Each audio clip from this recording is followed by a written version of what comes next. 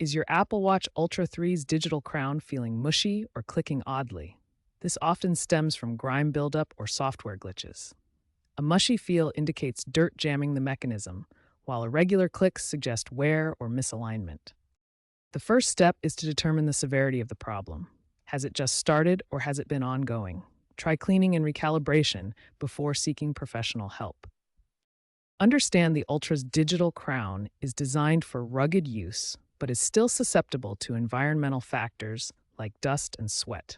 These factors can cause these issues, so ensure to be mindful of your usage.